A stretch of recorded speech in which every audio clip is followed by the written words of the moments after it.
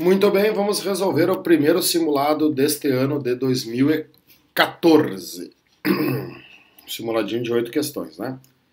Um astronauta na Lua salta partindo do solo com velocidade inicial de 3 metros por segundo. Lembrando que a aceleração da gravidade na Lua é 1/6 da gravidade terrestre. Qual é aproximadamente a altura máxima que o astronauta chega? Então isso aqui é uma questão bem parecida com as questões de vestibulares de inverno, né, da CAF, da Unisc, questões de pergunta e resposta, sem muita enrolação. Quais são os dados que tu tem? A velocidade inicial, que vale 3. Isso é uma questão de lançamento vertical. A gente sabe que sempre que tu lançar alguma coisa para cima num lugar que exista gravidade, a velocidade final vai ser 0. Não pode se esquecer desse dado escondido aqui. Cara, tu tem a inicial, tu tem a final, tu tem a aceleração e ele pede a altura máxima. É Torricelli. V ao quadrado igual a V ao quadrado menos 2G delta H. Né? Menos porque está subindo. A final é 0, a inicial é 3 ao quadrado, menos 2 vezes. Aí que está o esquema, né? Na Lua a gravidade é 1/6 da terrestre. E diz que a terrestre vale 10. Então a gravidade do local que tu tá é 10 sextos. Né? E a altura tu quer saber. Uma questão sem enrolação. Então aqui eu vou ter menos 9 igual a menos 20 sextos vezes o ΔH. Né? Tira aqui, daí o que acontece? O 6 passa multiplicando. Então a variação de altura vai ser 9 vezes 6, 54. 54 dividido por 20, que vai passar dividindo. Simplifica 54 por 20, o que eu tenho? Eu tenho... que às vezes dá uns tilt, né? Eu tenho 27 dividido por 10. Então dá 2,7 metros. A altura máxima é 2,7 metros, Canadá. Beleza? Vou limpar. Ui. Aqui que eu fiz. Dá uns tilt aqui. Aí daí, zoom.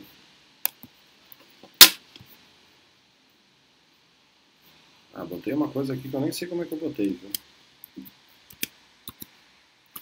Tirei, beleza. Questão 62. A massa do bloco A 4 kg, um bloco A de massa 4 kg desloca-se com velocidade constante. Opa, a velocidade é constante. Se a velocidade é constante, a força resultante vale 0. Né? Quando tu lê velocidade constante, tem que aparecer piscando no cérebro, força resultante igual a 0. Com a ajuda dos dados, é correto afirmar que, cara, se existe uma força de 20 para frente, ele está com velocidade constante, quem é a força que está agindo aqui, né, que está atrapalhando o movimento? O atrito. Quanto tem que valer esse atrito? Esse atrito tem que valer 20 newtons para a resultante ser 0. Então, a força de atrito é nula. Não. A força resultante das forças que atuam sobre o bloco é nula. Claro. Questão simples. A força de atrito vale menos que 20. Não, vale 20. O peso do bloco é 20. Não, o bloco tem massa 4, o peso dele é 40. O coeficiente de atrito entre o bloco e a superfície vale 0,8. Se ele perguntasse aqui, né, já que ele perguntou, força de atrito é o coeficiente níveis anormal, a gente aproveita e faz uma revisão, né? Quando é que vale a força de atrito? 20, porque a força resultante é 0. O μ eu quero saber, como o plano horizontal normal é igual ao peso, se a massa é 4, o peso é 40, 2 dividido por 4, o coeficiente de atrito vale 0,5, 1/2, e não 0,8. Beleza? Número 63 é um pouco mais bacana, né? Que começou a ficar bacana. Um avião voa numa trajetória retilínea, horizontal, próxima à Terra. No interior da aeronave, uma maleta está apoiada no chão. O coeficiente de atrito estático entre a maleta e o chão do avião é μ, e a aceleração da gravidade no local do voo é g. Considere esta situação, analise as seguintes afirmativas. Se a maleta não se mover em relação ao chão do avião, então o passageiro pode concluir corretamente, sem acesso a qualquer outra informação, que o avião está se deslocando com velocidade constante. Não. Por quê? O que é esse caso aqui? Ó? Imagine o avião, tá? Que o avião seja aqui uma caixinha, né? Um retângulo. Tá? E aí tu tem uma maleta que está apoiada no chão no interior do avião. Então ali tu tem a maleta apoiada.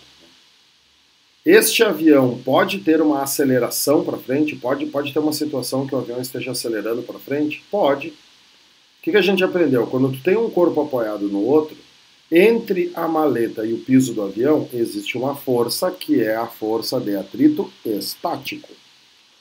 Quando o avião tenta andar para frente, a força de atrito estático vai ser exatamente na mesma direção do movimento, no mesmo sentido do movimento do avião. Se o avião está acelerando para frente, vai existir aqui para frente a força de atrito estático. Essa força de atrito estático vai ser a força que vai produzir uma aceleração na maleta, que tem que ser igual à aceleração do avião. Então olha aqui, ó. Força de atrito estático é o μ estático vezes a normal, certo? Se a força de atrito estático é a resultante que atua na maleta, né, eu posso dizer então que a força... Devia ter feito isso aqui já para poupar espaço. Ó. A força de atrito estático é a força resultante. A força de atrito estático é o μ vezes a normal. A força resultante é a massa vezes a aceleração. O μ eu não sei. Se a maleta está na horizontal, diz que o avião voa na horizontal, né, tinha que ter essa palavra aqui escrita, a normal é o peso, então é a massa vezes a gravidade, que é igual a massa vezes a aceleração. Eu posso cancelar as massas e fica aqui a aceleração igual a μ vezes g. O que é isso aqui? Ó? É a máxima aceleração que esse avião pode ter. Se o avião acelerar com uma aceleração maior do que essa aqui, aí a maleta vai deslizar, né? O avião vai ir para frente e a maleta não vai ter a mesma aceleração do avião. Então a maleta vai ficando para trás em relação ao avião.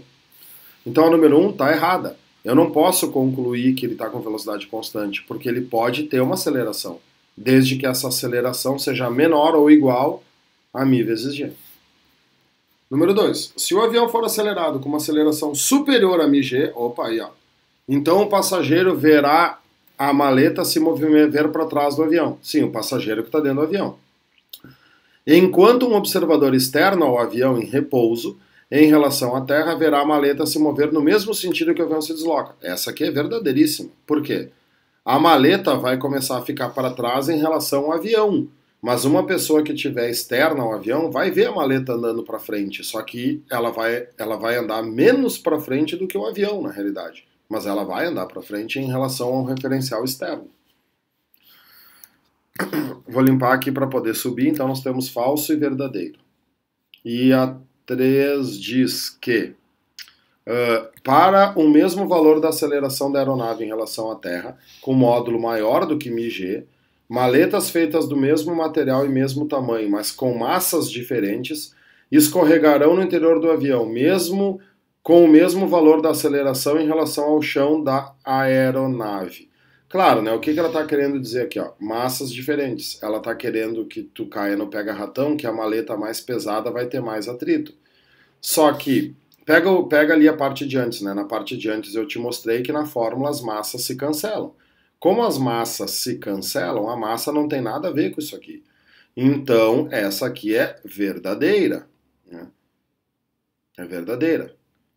Para o mesmo valor da aceleração da aeronave em relação à Terra, com um módulo maior do que μg, então, ó, se o módulo é maior do que μg, as maletas vão escorregar. Maletas feitas do mesmo material, isto é, com o mesmo atrito e mesmo tamanho, mas com massas diferentes, escorregarão no interior do avião com o mesmo valor, sim.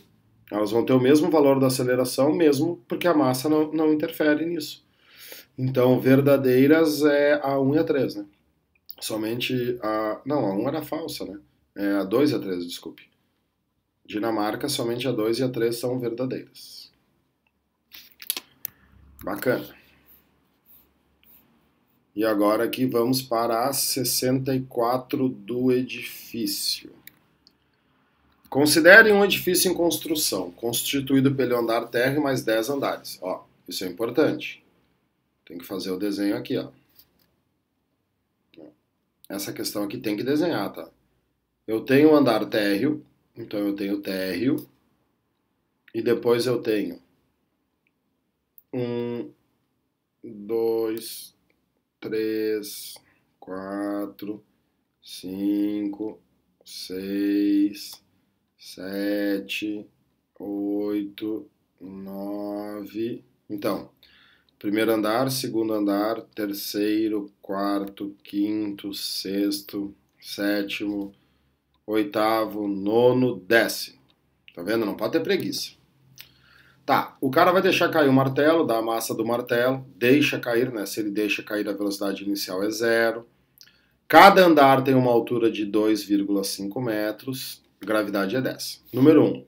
A velocidade do martelo ao passar pelo teto do primeiro andar era de 20. Uma questão chata. Cara, esse martelo caiu a partir da altura do piso do 10º andar. Então eu tenho o piso do 10º andar, aqui está o piso do 10º andar, e eu quero saber a velocidade quando ele atinge o teto do primeiro andar. Então, né, térreo, esse é o piso do primeiro andar, esse é o teto do primeiro andar. Então eu quero saber a velocidade aqui. O que eu vou descer? 1, 2, 3, 4, 5, 6, 7, 8 andares. 8 andares. Então, Torricelli, V ao quadrado igual a VO ao quadrado mais 2G delta H, mais, agora porque está descendo. A velocidade eu quero saber. A velocidade inicial vale 0, mais 2, a gravidade vale 10. E qual é a altura que esse cara caiu? Cara, cada andar tem 2,5 metros, ele caiu 8 andares. Então, o meu ΔH aqui é 8 vezes 2,5, que é a altura de cada andar. Né? Então, V ao quadrado vai ser igual a 8 vezes 2,5, né? 8 vezes 2 é 16, 8 vezes 0,5 é 4, 16 mais 4 é 20. Então, eu vou ter 10 vezes 20, 200, 200 vezes 2, 400. Qual é a raiz de 400? A raiz de 400 é 20. Então, a número 1 é verdadeira. A velocidade do martelo ao passar pelo teto é 20. Número 2. A energia cinética do martelo ao passar pelo piso do quinto andar é maior que 100 joules. Bom, aqui tem vários jeitos de fazer. Talvez o mais fácil para a energia cinética seja achar a velocidade. O cara quer o piso do quinto andar. Onde é que está o piso do quinto andar? O piso do quinto andar está aqui, né? Aqui está o piso. Quantos metros ele vai cair? 1, 2, 3, 4, 5 andares ele cai. Então, V ao quadrado igual a VO ao quadrado mais 2G delta H. Qual é a velocidade inicial? 0. 2, a gravidade vale 10. Qual é a altura que ele vai cair agora? Ele vai cair 5 vezes 2,5. Né? Então, V ao quadrado vai ser igual a 5 vezes 2,5 é 12,5. 12,5 vezes 10, 125. 125 vezes 2, 250. Então, a velocidade ao quadrado é 250, ou a velocidade é raiz de 250. Por que tu não precisa fazer essa raiz agora? Porque ele quer a energia cinética. Energia cinética é m vezes v ao quadrado sobre 2. Qual é a massa do martelo? 0,5, meio quilo. Quanto vale v ao quadrado? V ao quadrado vale 250, então o cara já bota aqui 250 sobre 2. Multiplicar por 0,5 é dividir por 2. 250 dividido por 2 é 125. E aí eu vou ter 125 dividido por 2, que dá 62,5. Então a energia cinética dele é 62,5 joules. Diz aqui que é maior do que 100. Não é maior que 100, é menor que 100. A 2 é falsa. E a número 3 diz, se a massa do martelo fosse o dobro, o tempo de queda até o chão diminuiu pela metade. O que a massa tem a ver com o tempo de queda? Nada, porque a gravidade é igual para todo mundo. Despreze a resistência do ar. Sem resistência do ar, uma pena e uma bolinha de chumbo caem juntas no mesmo tempo, com a mesma velocidade. Então, falsa. Então, nós temos verdadeiro, falso, falso. Né? Então, letra A. Somente a afirmativa 1 é verdadeira. Então isso aqui vai dar a letra A, somente a afirmativa 1 é verdadeira. Muito bem, deixa eu limpar. Já resolvi 4, né? Então as 4 primeiras vou dar um pause para depois fazer as outras.